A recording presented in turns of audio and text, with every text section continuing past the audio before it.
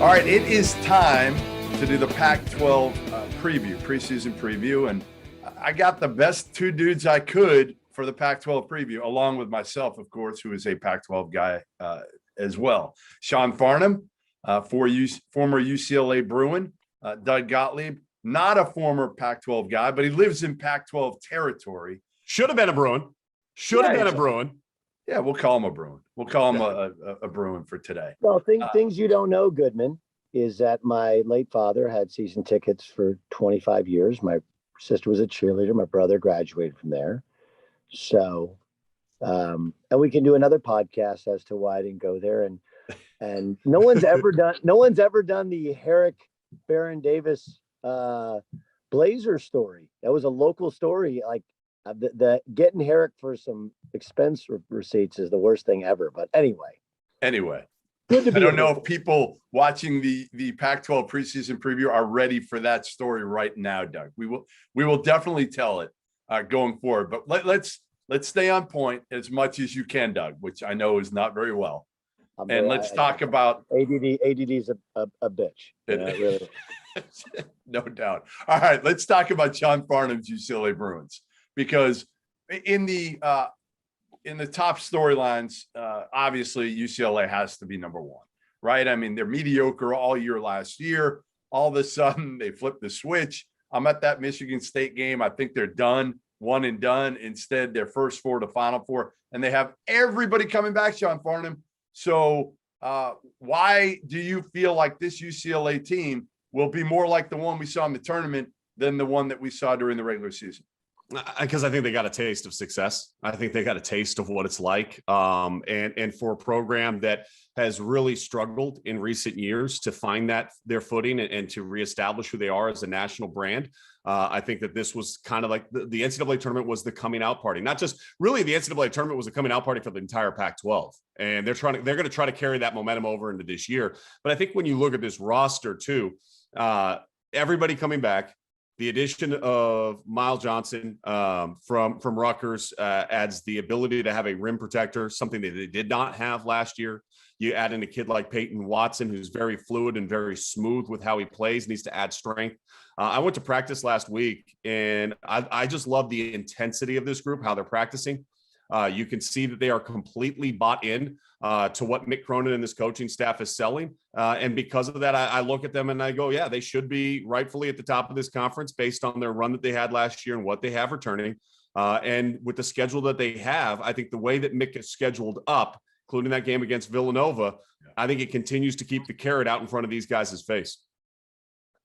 I want to echo Sean. We also should remember 2 years ago, okay, when COVID took away the NCAA tournament, Goodman, weren't they the hottest team in the Pac-12 then? One of the two. Look, we all know Mick can coach, and his teams get better. And so for you to say, and I do think it's fair, they were mediocre for a good portion of the season, but that's kind of his teams. They get better. He figures out who's in, who's out. And by the end of the year, they're a bitch to play against. They're really good. And so I do think that we're dismissing the fact they were hot the year before, and they started to have a little kind of thing at Pauley, and then they got hot last year. And obviously, some things go in their favor, but there's a reason there. But what are you searching for in college basketball? No one has the consistency that they have. Everybody else, it's like an AAU roster, changes by the game. So once you have that, and then you have a consistency of success.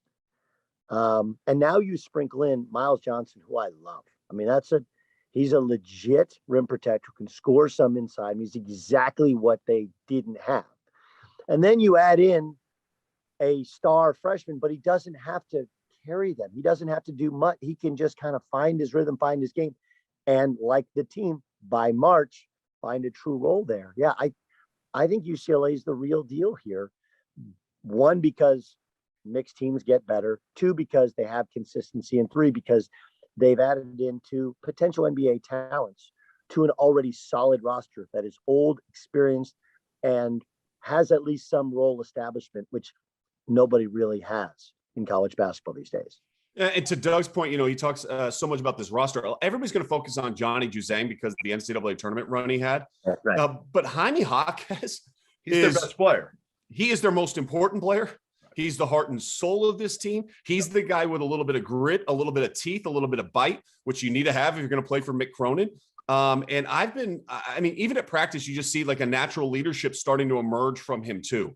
I think the one concern you would have at UCLA is you really only have one true point guard, and that's Tiger Campbell. If Tiger Campbell goes down with an injury, now you're going to start to look at other guys.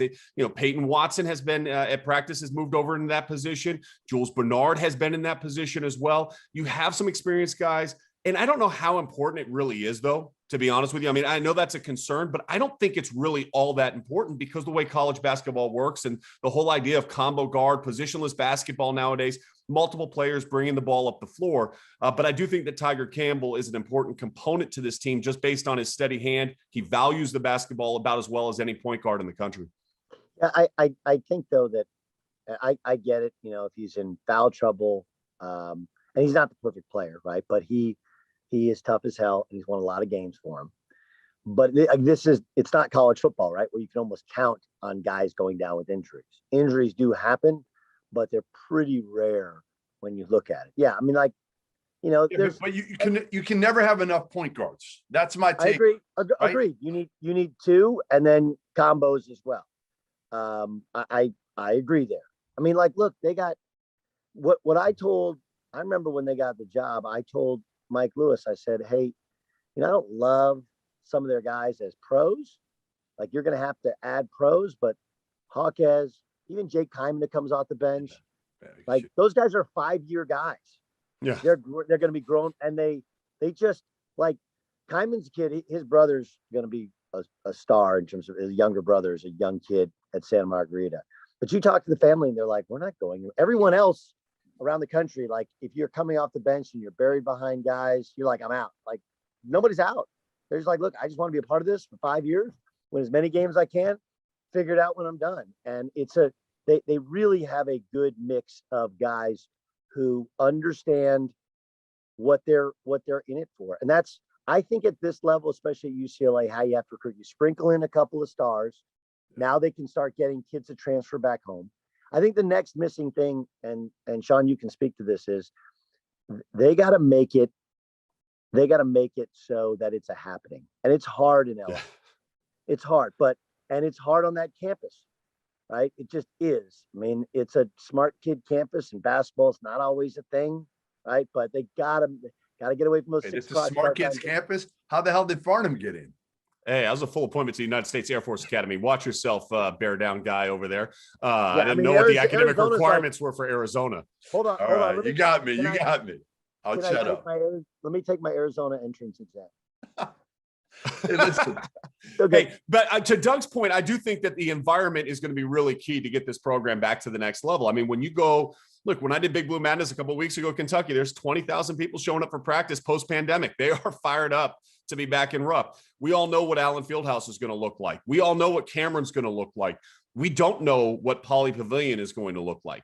The goal, obviously, would be to have it back where it was in the late 90s, where every game was rocking, every game was sold out. Baron Davis and all those guys did a little bit of showtime, no doubt about it. But the fans came out, the student section were there, and the students better come out this year, because coming off this Final Four run, coming off of where they didn't have an opportunity to come support this team, they're number 2 in the country in the preseason poll. I mean, what more do you want from Mick Cronin and this coaching staff to excite you to be able to come out and say, hey, oh, by the way, and we're starting off with Villanova at home. Yeah. So if you can't come out for that game, I'm really going to be concerned about what the student population at UCLA is doing. I don't think I agree with you on Nova, but I don't think it's as much the Nova games, right? It's, do you show up when they play Wazoo, right? Do you show up when they play, Oregon State? Do you show up at the midweek games in conference play? Because, and this is, and Jeff, and Arizona, they do, right? Yeah. But there's nothing else going on in Tucson. That's why. I mean, let's face it. Win, but it's UCLA, right? It's UCLA, and forever, they didn't have the arena look, we had baseline seats. They used to be 20 yards off the floor. They fixed that, right? They didn't have a practice facility. They fixed that. They didn't have good locker rooms. They fixed that, right? They didn't have a great roster. They fixed that. Now you got local kids. You fixed that. You got a coach that's showing you can win. They fixed everything. Yeah. Now it's up for people to show up. And this is my frustration with UCLA fans. Every coach they've ever had since John Wooden retired, they find the negative thing to want to push them out, right? Alford is arrogant, and Jim Herrick or Lavin's teams lost to these bye games and shitty teams and compete at the big games, and they're inconsistent, and they never loved Herrick. They never embraced Walt Hazzard and Larry Even Farmer. Ben Howland. Ben Howland got fired right. when they won the Pac-12, went to 3 Final Fours. Now I understand that Ben lost LA after the Drew Holiday thing. Like, I get it. But like, I really struggle to find a flaw with what they're doing and how they're doing and the roster, right? Like, there's zero excuses to not go. And there's plenty of people in West Los Angeles to go to the games. Before we move on, let me tell you guys a little bit about our partners over at Bet Rivers Sportsbook. If you haven't signed up for Bet Rivers yet, now is the time, because they are offering a $250 match bonus for your first deposit. But what sets them apart is that they require just one playthrough to turn your bonus into cash money. With their Rush Pay instant approval, withdrawing your winnings is safer, it's more secure, and it's more reliable.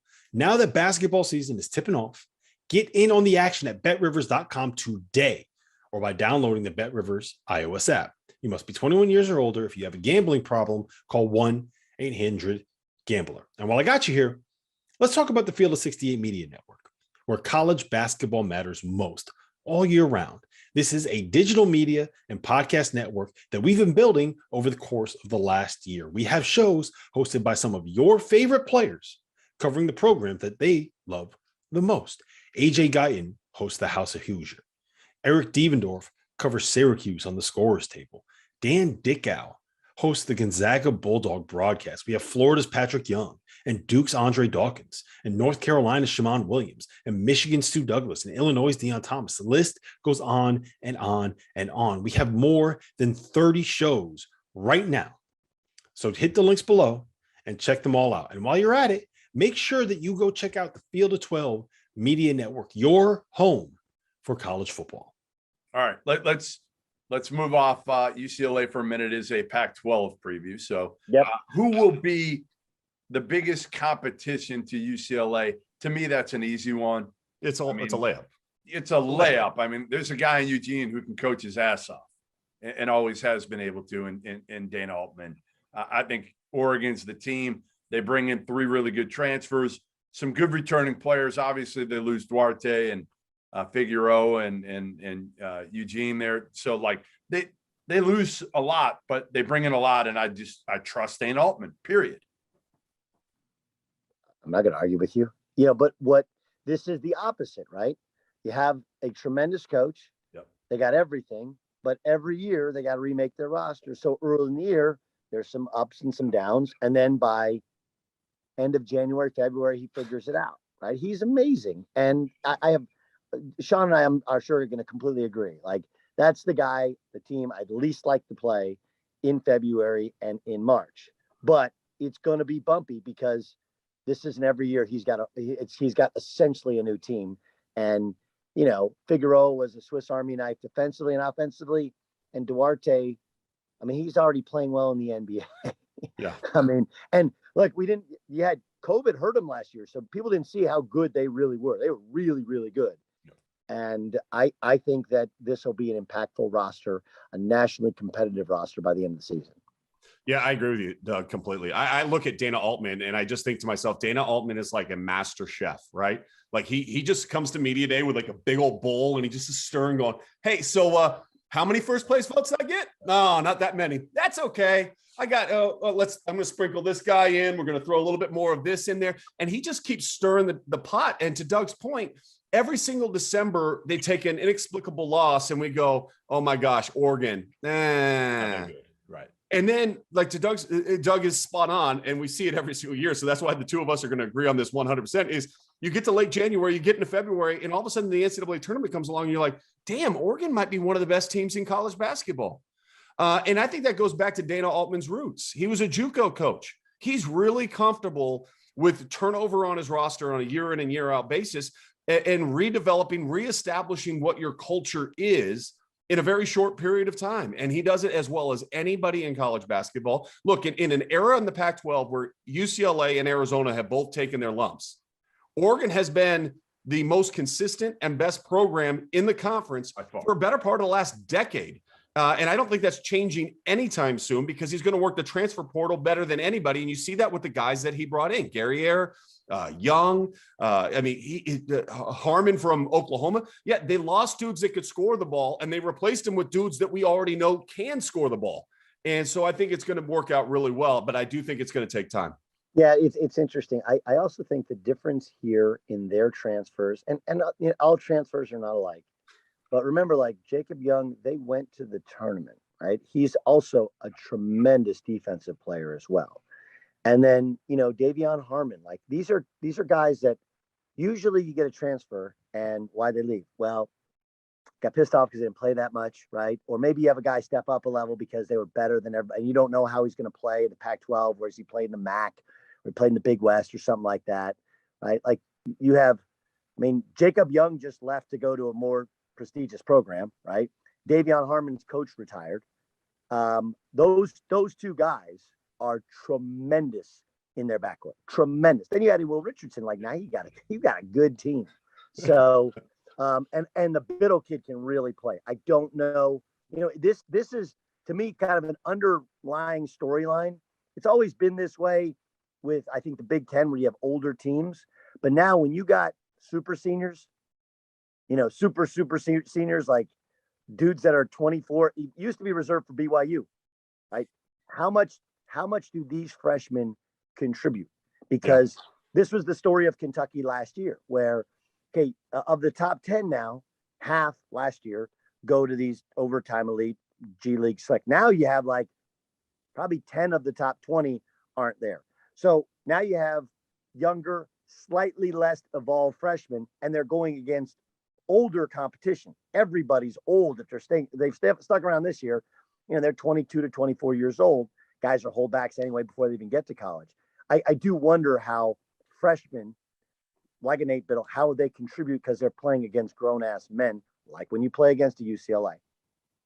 All right. So after that, we agree on 1 and 2. I don't think there's any debate there. After that, it becomes a little bit iffy, right? You got the predicted order finish in the preseason poll was USC 3, Arizona, Oregon State, both tied for 4, Colorado, ASU, Washington State, Stanford, Utah, Washington, Cal. Farnham, what stands out to you? What is wrong with that poll? I know you have a bone to pick with the voters in that one. There's no chance that Washington State's finishing 8th this year. None. I think they're an NCAA tournament team. I think Kyle Smith has done a tremendous job with this roster. I think his freedom that he allows his guards to play with is been proven now over multiple seasons. Efe Abogidi is one of the better players in the conference. I think they're going to be the best defensive team in the Pac-12 this year. And when you look, and I do think it gets muddled up after those top two, there's plenty of room for Washington State to move up. And I think as the season went on last year, they got better and better. They dealt with some injuries, so that kind of derailed their season a little bit last year. But if you really watch the way they compete and the way that they play, there's reason to believe that Kyle Smith's team's going to make the first time they're going to make the NCAA tournament since 2008. And look, I love Wayne Tinkle and I love Oregon State, but they lost. They were 10-10 in league last year. Yeah, right. And then they make the run and they lose Ethan Thompson. And I know they've got some more parts coming in, but it's not like they were crushing it last year. Right. I'm with you. I don't understand why they're that high. I would have Washington State higher as well. Doug, anything that sticks out to you in that? Well, I'm interested in USC. They were outstanding at the end of last year, obviously reaching the Elite Eight. I think, and they've done a great job with the transfers, but they lost a couple of things. Okay, first, obviously, you lose Mobley to the pros. You lose Taj Edey. You lose Ethan Anderson, right? So some of it is, I mean, Edey was 24. Mobley was a superstar. And Anderson was a local kid who was just kind of bought into his role, good, solid, dynamic, backup starter, point guard, whatever. But you also lost Jason Hart. And if you've ever been to a USC practice, Jason Hart did a lot of the coaching. That 2-3 zone that they used last year was Jason Hart. Now, that doesn't mean that he can't coach. He's shown he can coach at Florida Gulf Coast. He can show he can coach at USC. He's done a very good job. But it is going to be different. And traditionally, non-Duke, Kentucky, maybe even Kansas schools, Ohio State, you lose to D'Angelo Russell. And, I mean, it's the big fear at Oklahoma State was what happens the year after Cade, right? Yeah. What happens the year after Evan Mobley? Because he made a lot of things look way better than they were. Because he can play them anywhere. So I think SC is interesting. I agree with you on Wazoo.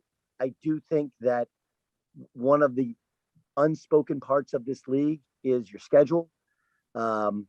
When you play the mountain trip, how those teams are playing, also, who do you play twice and who do you only play once, right? Like this year, if you roll into, you play the LA teams twice, right? It's going to be hard. You play the Northern California teams twice, not the same, right? So I think that actually plays a role. I'm interested in Arizona State, right? Last year, they had too many guards and they were just like, it just was a weird team. Yeah. So, Remy Martin's like everybody's gone and there's new guys in. And I think Bobby's a really good coach and they have a tendency to kind of figure it out. He's had some staff changes as well. So I think Arizona State and USC, in addition to Wazoo, are teams to watch. And then I'm fascinated by the bottom of this league. Like Washington sucked last year. I know. Right. You go from I never would have pictured this ever. Like if you had told me 4 years ago that Washington would be picked 11th in the Pac-12, none of us would have bought that. None of us. Cal 12? Right. Mark Fox is a pretty good coach. You got to go get players, dude. Right. You got to go. And he lost his best player to San Diego State. Yeah. You got to go get players. No one's ever done without players, especially at Cal. Cal is a place where you can get kids in. Okay. And it's always been. And the Bay Area has talent. I mean, they missed on Farnham. Perfect example. They missed on Farnham. But I mean, it's mind blowing that those two programs have been wellsprings for elite level talent. Yeah. Look at what Cal has had. Look at what UW has had. And to be picked at the bottom, and like no one's arguing that they should be picked. Nobody's like, no, that's too low. They're like, can we put them 13th? Like, no, you only have 12 teams. Right? It's true. And then I gotta be honest, probably the most interesting one is gonna be your boy Tommy Lloyd. Right. I wanted to get there. That's where I was headed next. Before we get to Tommy Lloyd, can I just throw a little bone for Tad Boyle? Tad Boyle, one of the more underrated, underappreciated guys, right? Yeah, I think his consistency of exceeding expectations is in a year in and year out basis, and how he gets his kids to play. He brought in the best recruiting class in the Pac-12 this year. To Colorado. I mean, just think about that. We were talking about all these great teams. And look, I know a lot of people are doing it through the portal now and getting transfers, so it's different. But he's still got guys to come in there and play. One of them, Allen, got hurt. He's going to be out this entire year. But KJ Simpson, I mean, when I talked to Tad Boyle at Pac-12 Media Days, like KJ is so creative that the balance that I'm trying to find is how do I let him continue to play with the freedom that he's accustomed to? And how do I get him to become the guard that I know he needs to become? And look, they're going to miss McKinley Wright. To me, that's like losing Peyton Pritchard at Oregon. The difference is Oregon had a guy to back up right away and was ready to go. Colorado does not. But I do think that Colorado will be a team at the end of the year that will be a lot better than where they're going to be in November and December. I agree with everything you said, only losing McKinley Wright. Like if you don't have a quality point guard, and McKinley was really, really good college point guard. It makes you look like an inferior coach when you're not, right? Yep. And this goes back to what Jeff said about UCLA. You got to have more than one. And you're starting a freshman back there who's, filling in for a guy who started the day he walked in the door. Yeah, that one. And you're playing against grown-ass men now with everybody being a transfer. I don't love it for CU. I don't think they'll finish above, a Wazoo or above a USC just because you got kids. I mean, Evan Yeah, Battaglia. I have him at 7. I have him about Huh? 7 in the conference. I have him about 7. It's about right. But I would agree with you on your sentiment, but Tad, excellent coach, does it the right way. And that place is a bitch to play in because the students show up and you're playing in altitude and it's all good. And all of a sudden, the second half, there's some fire going off in your chest and you got to kind of figure out how to get through it. All right. Before we get to our preseason player of the year picks in the Pac-12, and that's just giving Doug a little heads up to think about it. We'll go on to my alma mater here. Yes, I actually did graduate. First of all, I do. I have the diploma somewhere to prove it. Anyway, Arizona, let's start with the hire of Tommy Lloyd, because player-wise, Sean Miller left him a pretty good, the cupboard is not bare by any means. In fact, I think this team could probably finish third, and none of us would be shocked if they do. But first, Sean, the hiring of Tommy Lloyd, the right hire, or would you have gone with somebody else first? Look, I get always the idea of hiring your own, right? Like, I think that there were viable options of hiring your own for Arizona this year. And this is hard for both you guys because you're friendly, and myself as well. We're friendly with Miles Simon and Damon Stodham, our two guys that were. You're not friendly with Miles Simon. He doesn't like you, Goody. Don't worry about that. But I mean, Miles, look, and I'm happy for Miles coaching the G League team now for the Lakers, and he's going to be a head coach in the NBA probably sooner rather than later, as far as I'm concerned. But certainly the college game would have benefited from him returning, kind of like we saw with Juwan Howard and Coach Woodson now at Indiana. They could have gone that route. I had one former head coach tell me that Tommy Lloyd's resume as an assistant to a head coach in a power conference hire is the best that they've seen since Roy Williams made the leap from North Carolina to go to Kansas, albeit without the national championships that he was able to accumulate at North Carolina.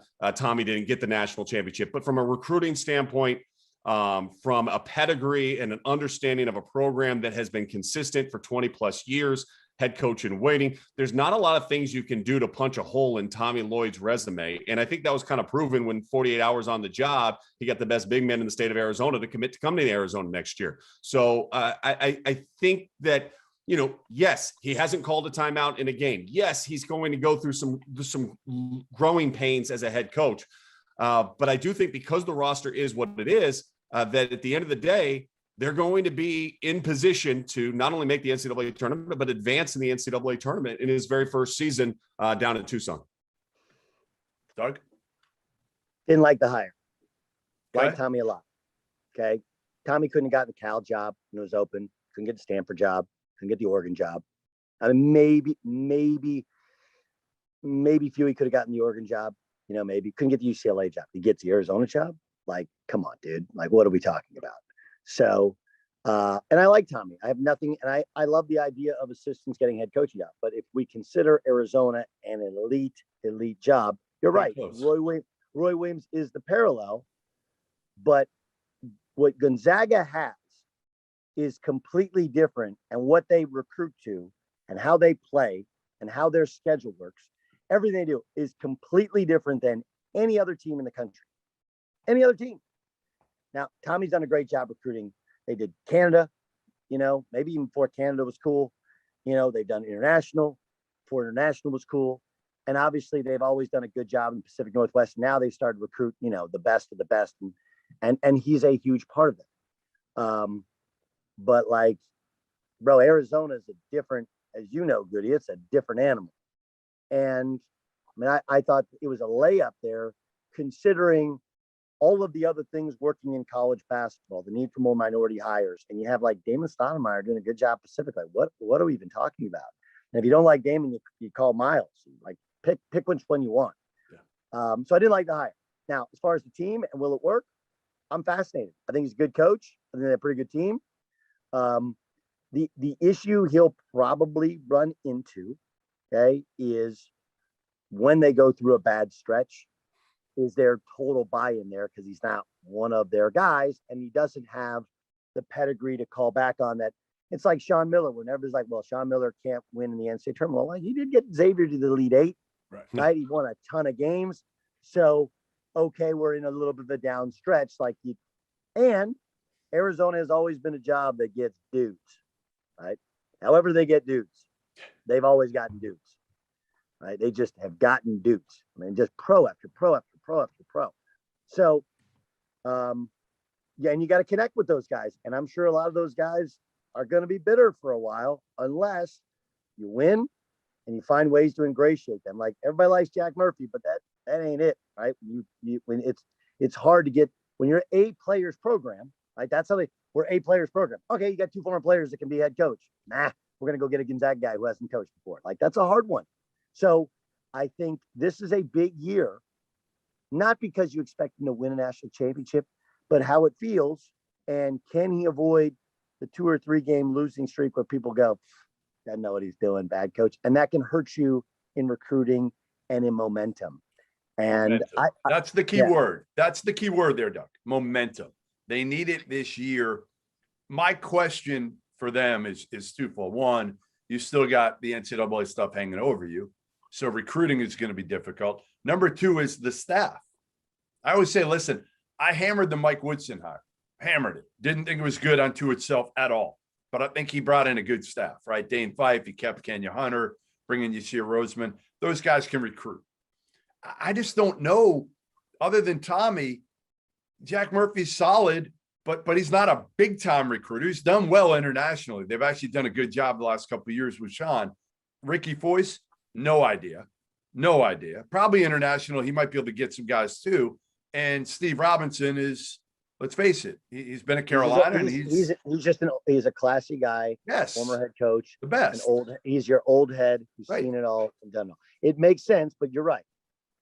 Like, remember how it worked. Sean got it. Sean was, and when he had Joe Pasternak, like, they got after it in recruiting. Yep. Right. They got after it. Yeah. And when they had Lute there, Lute was more the closer, but his staff got after it. Really got after it. So I'm interested. I do like the idea of a young head coach who's out there on the road and recruiting, right? That's an easy sale. Hey, he's the one who's calling the timeouts. He's the one that'll sub you in. He's recruiting, he does the Gonzaga thing, and I'm sure he used that to his strength in all his early recruiting calls. Get it. Now you got to live on your own record. So I'm with you. Your staff, you got to get guys that know what you don't know. And I don't know if he did that with his staff. We'll find out. But and one of the things that we talk about with this, though, is we're talking about the best home environment in the conference, bar none. I mean, so you're talking about McHale as the best toughest road venue you go to all season long. And to your point, Doug, like, if you go through, all of a sudden you lose 3 or 4 games at home in conference play, that is not something Arizona fans really have ever seen. I mean, it happens from time to time, but when it does happen, man, things get tough really, really quick. Yeah. And just talking, oh, well, he's a good international recruiter. Yeah, international recruiting's fine. But here's to going back to Doug's point. You got to go get Richard Jefferson. You got to go get Miles Simon. You got to go get dudes that can come out of high school right away and are pros. Andre Iguodala. Like, you got to go get dudes that are pros right away. Now, he got Jalen Suggs with help of Mark Few, obviously, to Gonzaga, right? They have momentum already. Well, I know. I'm not comparing. The assistant coach. I love my brother. As you know, my brother's been assistant for like 20 years, 25 years. You ain't getting the player. You're not getting head coach is what matters. And that's good because he's in position, all that other stuff, now he's in position. No, it's a huge jump. It's a huge jump. I mean, he told me he never imagined he would be the head coach at Arizona, right? Like, you're sitting around. You have to take this job. I mean, they offer you this job. You have to take this job. No question. And my sentiments have nothing to do with Tommy or have nothing to do with him taking the job. Yeah. It's just like, it goes counter to what everything's going on in the environment, and you're a player's program. That's it. But it's great. Can I bring up one other school which we did not even discuss? Go ahead. Which used to be the best home environment. Okay? I know exactly where you're at. You can get players there. You're recruiting a different player, but they've had pro after pro after pro. And he's like non-existent on the national radar. What the fuck happened to Stanford? How is it possible that Stanford is not even yeah, but how? Like this should be the set. This should be perfect for them, right? I think it's a Basketball now should be university-wide about- thing. Huh? I think it's a university-wide thing. Look, They don't they care. can't get people to come to football games when they've been good, and now they're not good, and they still don't come. And I think that the stress level of the academic side of things is just so high. Maybe that's a cop-out, but I think the students that they're getting, we talk about the UCLA academic side of things. Stanford is that on steroids, and it's seemingly like the kids up there don't care like they used to care. They don't. I get it. Okay. But, and it is a chicken or the egg thing, right? If they win, do they care? Do you have to care before you win? But I'm just talking about in terms of recruiting. Like He's recruited well. It isn't like he hasn't. He's recruited fairly well. Listen, it's not the easiest. you got like one or two players. I mean, Okay. by the numbers, they've done okay. It's not like Jared Now- Haas hasn't. Terry leaving early hurt them, right? Hurt If him. he's, Yep. if Yep. he's in year 3. And last year, listen, They're starting a lacrosse player at point guard, right? They're starting But a don't- lacrosse kid. don't Well, evaluate- when Travis left, Reed Travis left to go to Kentucky. I think if he doesn't leave and he comes back that They're starting- season, I think they're more. But he was there 3 years and they didn't do shit. You know? True. Right? Yeah. So, I mean, like, Listen, Jared and Haas, again, like Jared I know Haas and Jared- Mike Hopkins have to win this year. They both have Right, to win this year. and like these are dudes, obviously he's South Lake Tahoe, but these are dudes I've known since I was a kid and Yeah. I like them. But just at some point it's like, hey, look at how non-existent they've been in competing just to get into the NCAA tournament at Stanford. And I'm not saying win a national championship. You don't even have to win the Pac-12. But did But, Johnny like- Dawkins do anything there? What did Johnny Dawkins do? He had the Nothing. 1 year. He had the 1 year. Right. Here's He the did one nothing. thing I'll say about And he Stanford. benefited from Kansas not having Embiid in the tournament, right? Otherwise they get beat in that game. Right. But, Right. but go ahead. But here's what I'd say about Stanford. To Doug's point, like you do have to recruit different people, right? And I heard a coach one time say, Stanford's such a tough job because, there's only like 4 or 5 guys in the top 100 that academically qualify for Stanford. But the truth be told is then you should get all 4 or 5 of those Correct. dudes. Correct. Like- They all want to go. Listen, well, when my brother was with Monty, who was at Stanford and is at Cal. When they were at Cal, if they recruit a kid, they're like Stanford's on them, like we got no shot. Right. Because the parents, they all wanted to send them to Stanford. Unless right? Duke You get- wants. Unless Duke wants. Right. But Duke isn't necessarily recruiting all the like they're Not all. they're star they're star Right. chasing. If Western United States, okay, any high academic minded parent, Yep. you're Got a shot. I mean, Yeah. Stanford, you got to get, and it's a really surprising thing in the league, which because I think nationally people don't give a shit enough about. Those of us who watch the Pac-12, like, what happened to Stanford? Yeah. Right? What happened? And I know that, the reason that, Monty originally shut it down, the reason that Trent Johnson left is, they care about every sport Frustration. and it's harder to get into. Like, I I understand that. My expectations are not that they're in the Final Four. But it's like to go from, hey, they're not really in the NCAA, like, what is it, once in like 12 years or something? Yeah, I mean, it's not been it- good. No, It's crazy. All And it's a right. great school and a great historic basketball program. Let's close this with our and I'm interested on this one. I think we're going to be split on player of the year in the Pac-12. I'm dying to hear Sean's pick on this because I know he's going with the Bruin. I just don't know which one. And I'll let you guys start. Go ahead, Sean. I'm not going with a Bruin.